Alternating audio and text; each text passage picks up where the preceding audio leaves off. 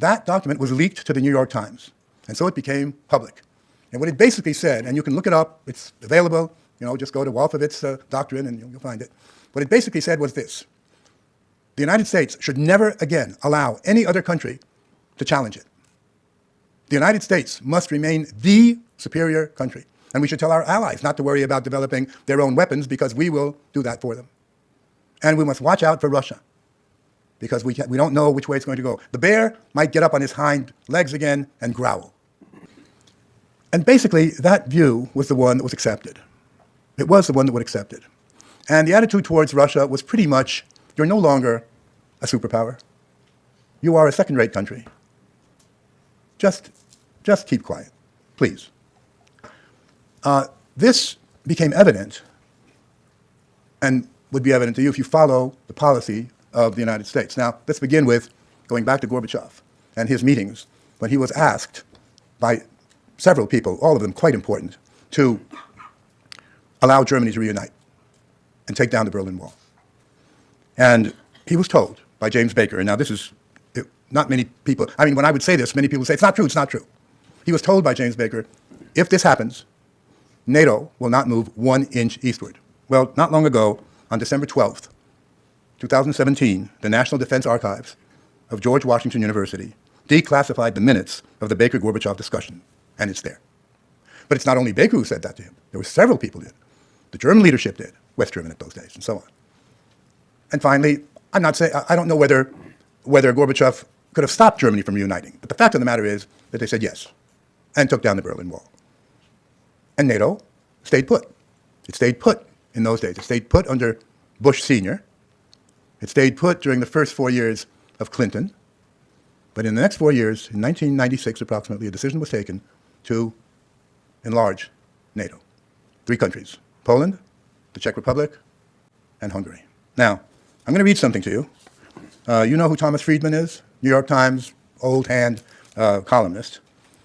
He, when this happened, this is 1998, he called up George Kennan. I don't know if you're all aware who George Kennan was, but he was one, in my opinion, perhaps one of the most brilliant minds, political minds of the United States in the second half of the 20th century, the man who devised the idea of containment of the Soviet Union rather than war against the Soviet Union, successfully did this. So, a brilliant man who established the very foundation of U.S. policy vis-a-vis the Soviet Union. So Thomas Friedman called him up. The article he published in the New York Times is called Foreign Affairs, Now a Word from X. Why X? Because in 1947, in the magazine Foreign Affairs, Mr. Kennan had published this article about containment, and he signed it X. So he called him up and he asked him, what did he think about this decision to enlarge NATO? Let me quote. I think, this is May 2nd, 1998. I think it is the beginning of a new Cold War, said Mr. Kennan from his Princeton home. I think the Russians will gradually react quite adversely, and it will affect their policies. I think it is a tragic mistake. There was no reason for this whatsoever. That decision, and now I'm giving you my opinion, that's where it all began. Because the Russian reaction, and specifically this is 1998, so this is Yeltsin, late Yeltsin, was, you promised not to do this. So how do we trust you if you make a promise? Take the time from when Gorbachev came to power, March 1985, to 2007, when Putin has been in power for 7 years. That's 22 years. I ask you to find a single thing in foreign or domestic policies done by the Soviet Union while it still existed, and then Russia proper, that might in any way anger, irk, disappoint the United States. Let me answer that for you. Nothing. Not one thing during that period. Now, what did Russia get as a result of that? First, the enlargement of NATO. So that was number one. Then the bombing of Yugoslavia. That was done by NATO, and NATO is, after all, dependent mostly on the United States, let's face it, right? The UN did not condone this. So the bombing of Yugoslavia, that's from March 24th, 99 to June 10th, 99. Then Kosovo, and recognition of Kosovo, although it had been part of Serbia for centuries. And there were people in Russia who said, you're letting the gin out of the bottle. Because if you do this, then there are other countries that will do the same. And Russia did the same, vis-a-vis Abkhazia, to begin with, okay? Yeltsin was very angry. He made a speech. He said, And of course, this is very Yeltsin-like. He said, we're not Haiti. You can't treat us like Haiti. We're a great country.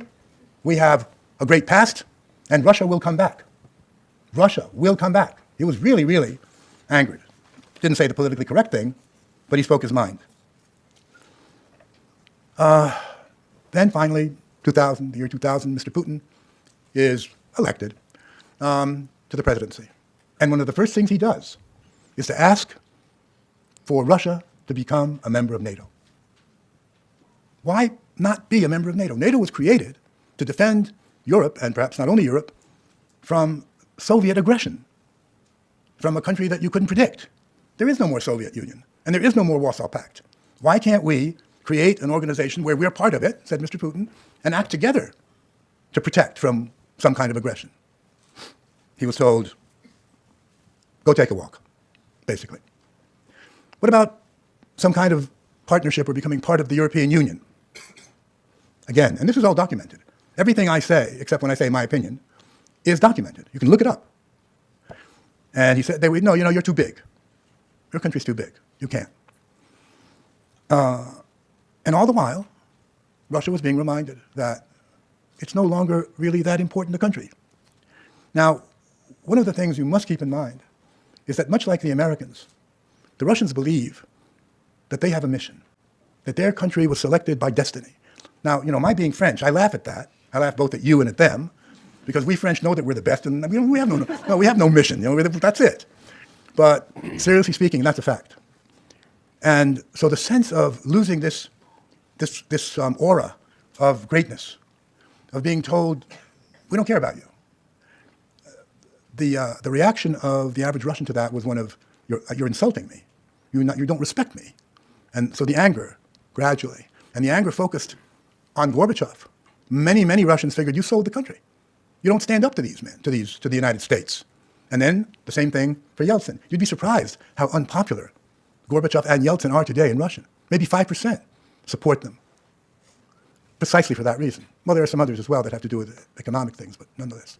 So now here we have Putin, who, as you know, as soon as 9/11 happens, calls up Bush Jr., W., and offers his help. And yes, and does help in Afghanistan. And if you want to have your soldiers, your military people in Central Asia, right on our borders, be my guest. And in Georgia, absolutely. So it's not just words. We want to fight terrorism together. And gets nothing in exchange. So finally, in 2007, in Munich, speaking to the group of 20 in Munich, Putin says this. This is February 10th.